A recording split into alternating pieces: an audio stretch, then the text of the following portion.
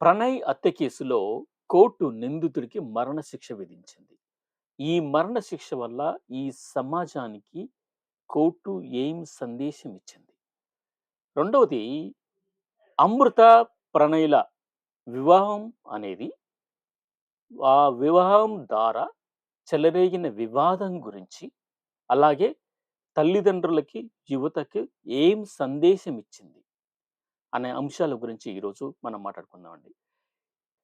Court అంటే భయం లేదు వీళ్ళకి. రాజ్యాంగం అంటే భయం లేదు వీళ్ళకి. కాబట్టి ఇలా బహిరంగంగా అలాంటి వ్యక్తులకి ఖచ్చితంగా మరణశిక్షే సరియైన శిక్ష అనేసేసి కోర్టు తీర్పిచ్చేసింది. సో, దీని ద్వారా ఏం జరుగుతుంది అంటే చూడండి, మన సమాజంలో హత్యలు చేసేవాళ్ళు ఎంతోమందున్నారు. హత్య చేయించే వాళ్ళు ఎంతోమందున్నారు. సో, కాబట్టి ఇలాంటి వాళ్ళందరికీ గూడా ఈ మరణ శిక్ష ద్వారా ఒక ఫుల్ స్టాప్ పడ్డట్టే లెక్క. మామూలుగా మన దేశంలో కులాంతర వివాహాలు జరిగినప్పుడు చాలామంది ఎక్కువ కులం ఉన్నటువంటి అమ్మాయిని క్షేమంగా ఉంచి, తక్కువ కులం అంటేటువంటి అబ్బాయిని చాలా ఘోరాతి ఘోరంగా చంపేస్తున్నటువంటి సంఘటనలు మనం ఎన్నో చూస్తున్నాం. సో, కాబట్టి ఇప్పుడు ఈ కులాంతర వివాహాలు జరిగినప్పుడు ఈ ఈ ఈ మరణ శిక్ష అనేది ఇప్పుడు వాళ్ళందరికీ పులి స్టాప్ పడ్డట్టే లెక్క. సో, కాబట్టి కోర్టు ఇచ్చినటువంటి ఈ మరణ శిక్ష అనేది 100% సూపర్‌గా ఉందండి అసలుకు. నిజంగా చెప్తున్నా, 100% చాలా సూపర్‌గా ఉంది అసలుకు.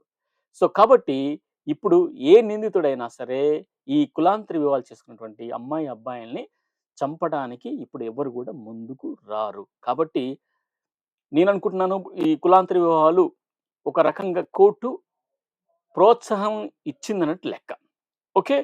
సో, తర్వాత ఈ అమృత, ప్రణయ్‌ల వివాహము జరిగిన తర్వాత ఇటు ప్రణయ్‌ని కోల్పోవడము, అమృత యొక్క తండ్రిని కోల్పోవడం గూడా మనం చూసాం. అంటే ఏంది, ఇప్పుడు ఇరు కుటుంబాలకి గూడా ఒక లాస్ ఆఫ్ లైఫ్ అనేది జరిగింది. సో, ఇలాంటి సందర్భాలలో ఇప్పుడు మన సమాజాన్ని ఏం తెలుసుకోవాలి అనేది మనం గమనిస్తే గనక ముఖ్యంగా నంబర్ 1 పాయింట్ తల్లిదండ్రులు. తల్లిదండ్రులు ఇప్పుడు మనది పితృస్వామిక వ్యవస్థ. ఎన్నో వందల సంవత్సరాలుగా మన తాత ముత్తాతల అంటే ఇప్పుడు ముని మనువలను గూడా వాళ్ళు ఆదేశిస్తారు. వాళ్ళని కంట్రోల్ జేస్తారు. అలాంటి మన పితృస్వామిక వ్యవస్థ అనేది అలా విధంగా ఉంది. అమ్మాయికి అబ్బాయి ఎవరు చూపిస్తే లేదా అబ్బాయికి ఏ అమ్మాయిని చూపించినా చచ్చినట్టు చేసుకోవాల్సినటువంటి సమయం అలాంటిది మన పితృస్వామిక వ్యవస్థ. అలాంటి కల్చర్ మన దేశంలోనే ఉన్నదన్నట్టు. సో, కానీ గౌరవించడం గూడా మరో పక్క ఉంది. మన పెద్దలను గౌరవించటం గూడా అది దానికొక నిదర్శనం అనుకోండి. సో, ఇప్పుడు ఇక్కడ తల్లిదండ్రులు కాలానుగుణంగా కొంచెం మారవలసినటువంటి అవసరం వచ్చేసింది. ఇప్పుడు పిల్లల్ని 20-25 సంవత్సరాల వరకు పెంచేసి ఒకటేసారి ఒక ప్రియుడో, ఒక ప్రియురాలో దొరికినంత మాత్రాన ఒక 6 నెలల సమయంలోనే ఆ ప్రియుడిని, ప్రియురాలిని ప్రేమించేసేసి ఇలా తల్లిదండ్రుల నుంచి పారిపోవటం అనేది తల్లిదండ్రుల యొక్క గుండె రోదన, గుండె కోత మీరు అర్థం చేసుకోవాలి. యువతకు ముఖ్యంగా చెప్తున్నాను. మీ తల్లిదండ్రులు మిమ్మల్ని ఎంతో ప్రేమగా పెంచిన వాళ్ళు. కాబట్టి అంత ప్రేమగా, గారాబంగా మిమ్మల్ని పెంచితే కాస్తనే మీ మీదన కమాండింగ్ అనేది ఉండటంలో తప్పు లేదండి. ఇది యువత గమనించాలి. మా ప్రేమకు మా తండ్రి, మా తల్లి అడ్డొస్తున్నారనేసేసి మీరు ఆలోచించవద్దు.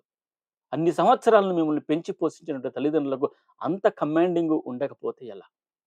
వాళ్ళ తల్లిదండ్రులు ఎప్పుడైనా సరే మీ పిల్లల యొక్క క్షేమం గురించే ఆలోచిస్తారు.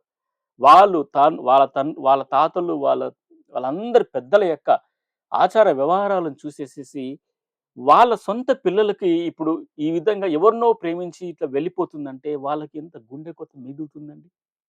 ఆలోచిస్తున్నారా? కొంతమంది గుండె ఆగిపోయి చనిపోయిన తల్లిదండ్రులు ఎంతో మంది ఉన్నారు. కాబట్టి యువత గమనించండి. అలాగే తల్లిదండ్రులు గూడా సమాజానికి అనుగుణంగా మారిపోతున్నారు. ఇప్పుడు కొంత పేరెంట్సు ఇలాంటి ప్రేమ విషయాలను యాక్సెప్ట్ చేస్తున్నారు. కాకపోతే వాళ్ళ ముందున్నటువంటి అంశం ఏందంటే, నా కూతురు, నా కొడుకు భవిష్యత్తులో వాళ్ళు ఆర్థికంగా ఏ మాత్రం ప్రాబ్లమ్ లేకుండా సంతోషంగా జీవించాలనేసి తల్లిదండ్రుల కోరిక. కానీ ఆ తల్లిదండ్రుల కోరికను నెరవేర్చే బాధ్యత యువతది కూడా ఉన్నది. తల్లిదండ్రులు అంతే కోరుకుంటారండి.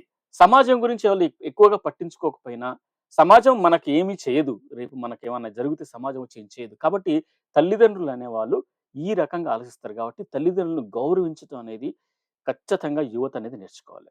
ఓకే. ఇంక సెకండ్ పాయింట్‌కొచ్చేస్తే సినిమాలలో మనం లవ్ సీన్‌లు అవన్నీ చూసేసేసి యువత ప్రేరేపితం అయిపోయి ఇలా పారిపోయి అలా గుళ్ళోనో, ఆర్య సమాజ్‌లోనో ఇంకెక్కడో వాడితో ఎక్కడో పెళ్లి చేసేసుకొని వాళ్ళు ఎక్కడో ఒక కొత్త జీవితం ప్రారంభించి కొత్తగా సంసారం పెట్టిన తర్వాత వాళ్ళకి ఒకరినొకరు బాగా ఇష్టపడతారు. తర్వాత వాళ్ళకు ప్రాబ్లమ్స్ అనేవి స్టార్ట్ అవుతాయి. ఉద్యోగం లేక, ఫైనాన్షియల్ ప్రాబ్లమ్స్‌తో, ఆ కుటుంబం నడవలేక, ఒకరినొకరు దూషించుకోవటం, కొద్ది నెలలు కాంగానే ఒకరి మీద ఒకరు ఈ అయిష్టతను చూపించుకోవటం, తర్వాత విడాకులు తీసుకోవడం, విడిపోవడం, ఎవరింటికి వాళ్ళు వెళ్ళిపోవడం అనేది జరుగుతుంది. సో, ఇక్కడేమైంది తల్లిదండ్రుల మాట వినకపోవడం వల్ల ఈ విధంగా జరిగింది. అయితే యువత ఏందంటే ఆలోచన శక్తి తక్కువ. ఎక్కువగా ఆలోచించదు. వాళ్ళ యొక్క నిర్ణయాలనేటివి చాలా స్పీడ్‌గా ఉంటాయన్నట్టు. సో, అందువలన యువత ఎప్పుడు గూడా వాళ్ళ తల్లిదండ్రుల యొక్క పెద్దల మాటలను జాగ్రత్తగా వినండి. అయితే ప్రేమించడంలో తప్పు లేదు. కానీ ప్రేమించే సమయంలో మీ తల్లిదండ్రులకు తెలియజేయండి తప్పు లేదు. ఇదే అమెరికాలో కొంచెం సిస్టమ్ వేరుగా ఉంటుంది. దాని గురించి నేను తర్వాత వీడియో చేస్తాను. మీరు మీ తల్లిదండ్రులకు తెలియజేయండి. మీ తల్లిదండ్రులు చూస్తారు, ఆరాధిస్తారు. మీకేం కావాలో వాళ్ళు ఆలోచిస్తారు. అబ్బాయికి టార్గెట్ ఇస్తారు, అమ్మాయికి టార్గెట్ ఇస్తారు. మీరు పెళ్లి చేసుకోవాలంటే, మీరు ఒప్పుకోవాలంటే, మీరు ఈ టార్గెట్స్ ఫుల్‌ఫిల్ చేయాలనేసి వాళ్ళు ముందుంచుతారు. తప్పు లేదు గదండీ! యువత ఆలోచించండి. కానీ యువత గూడా వీళ్ళు ప్రేమించుకోవటంలో తప్పు లేదు. ప్రేమలో పడ్డప్పుడు పెళ్లికి అంత తొందర పడకండి. ఎందుకంటే ఒక్కసారి పెండ్లయిందంటే, ఆ పెండ్లయిన తర్వాత ఆ సంసారంలో ఎన్నో బాధలు, కష్టాలు, ఎన్నో ఎమోషన్స్ ఉంటాయండి. వీటి నుంచి బయటపడడం అనేది చాలా కష్టంగా ఉంటుంది. వీటన్నిటికి ముఖ్యమైనటువంటి శక్తి అనేది ఆర్థికమైన శక్తి కావాలి. కాబట్టి పెళ్లి చేసుకోవాలనుకున్నప్పుడు ముందు ఆలోచించండి. ఏమిటి? మీ యొక్క పెళ్లికి పునాదులనేటివి ఆర్థికపరమైనటువంటి ఇబ్బందులు లేకుండా అంటే భవిష్యత్తులో మీరు పెళ్లి చేసుకున్న తర్వాత మీకు, మీ పిల్లలకి ఎలాంటి ఆర్థిక ఇబ్బందులు లేకుండా ఇద్దరు కష్టపడి, ఇద్దరు మంచి ఉద్యోగాలు సెటిల్ అయిన తర్వాత అప్పుడు పెళ్లి చేసుకోండి. మీ తల్లిదండ్రులు ఖచ్చితంగా ఒప్పుకుంటారు. అది ఏ కులమైనా, ఇరు కులాలు డిఫరెంట్ గావచ్చు, మతాలు డిఫరెంట్ గావచ్చు, దేశాలు గూడా కావచ్చు. వేరే వేరే దేశాలు కావచ్చు. అందుకనే ప్రేమకు హద్దులు లేవు. దానికి రంగు, రుచి, వాసన తెలియవు.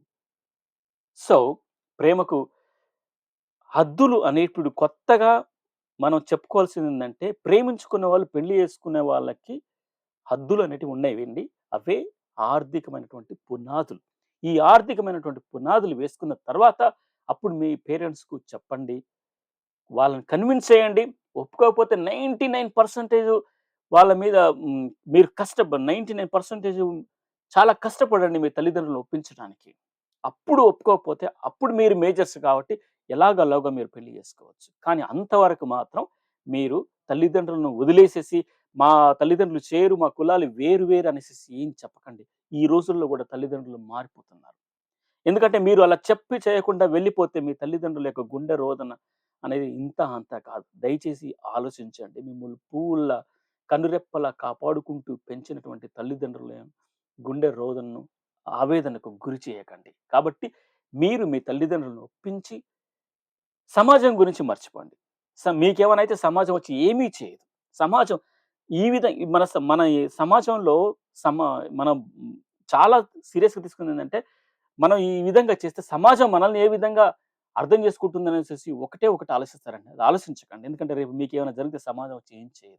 ఎవ్వరైనా సరే మీ అమ్మ నాన్నలు, వాళ్ళ అమ్మ నాన్నలు మాత్రమే వచ్చి చూసి చేసిపోతుంటారు. సో, కాబట్టి సో, ఇక్కడ ఈ పిల్లలు ఈ విషయాలను గమనించాలి. Respect your parents. Please respect your parents and take their suggestions. వాళ్ళు ఎన్నో ఎక్స్‌పీరియన్స్‌తో జీవితం అనే పడవను నడిపి, నడిపి బాగా వాళ్ళకి ఎక్స్‌పీరియన్స్ పొందిన వాళ్ళుగా ఉంటారు. కాబట్టి వాళ్ళ యొక్క సజెషన్స్ తీసుకోండి. సరే ఇక్కడ ఈ ఈరోజు ఈ యొక్క కోర్టు డెత్ పెనాల్టీ విధించిన తర్వాత, ఈ మరణశిక్ష నిందితుడికి విధించిన తర్వాత ప్రణయ్ యొక్క తల్లిదండ్రులు వెళ్ళేసేసి వాళ్ళేదో చేశారు, సంతోషంగా ఉన్నారు. అమృత గూడా కానీ మిర్యాలగూడకి వెళ్ళలేదు. సో, వాళ్ళతో కాంటాక్ట్ లేదని చెప్తున్నారు. కానీ ఆఫీసర్‌తో ఆవిడ ఫోను చేసి మాట్లాడడం అనేది జరిగింది. కాకపోతే ఇక్కడ అమృత అనేది ఎందుకు రావట్లేదు?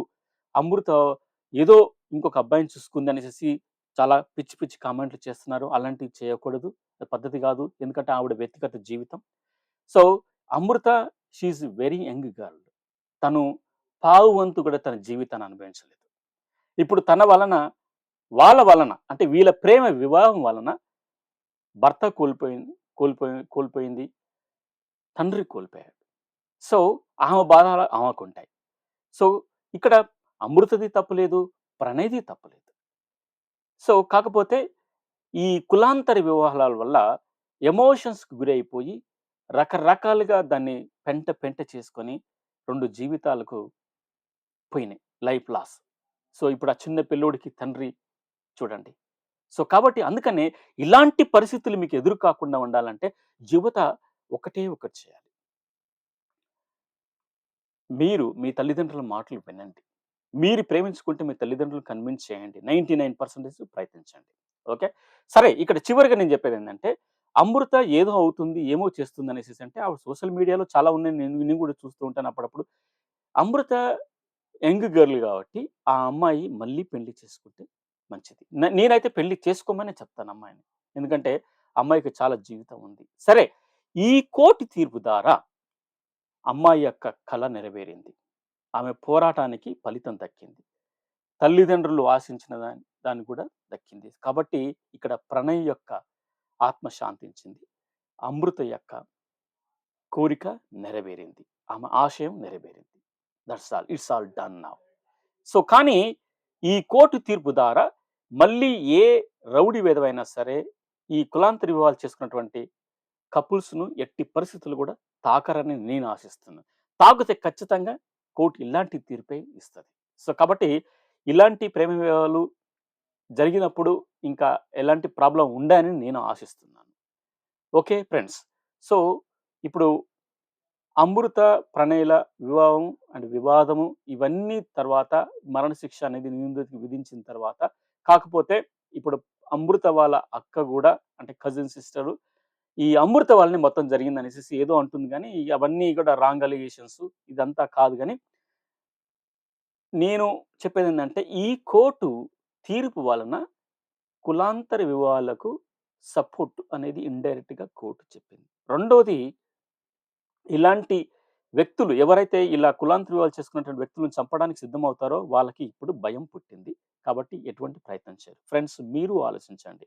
ఇలాంటి ప్రేమ వివాహాలకు ఇలాంటి కులాంతర వివాహాలకు మీరిచ్చే సజెషన్స్ కూడా చాలా valuable. Please leave your comment in the comment box. Thank you very much and respect your parents. Parents also should think of their children. వాళ్ళ డెసిషన్ కూడా గౌరవించండి. Thank you very much for watching this video.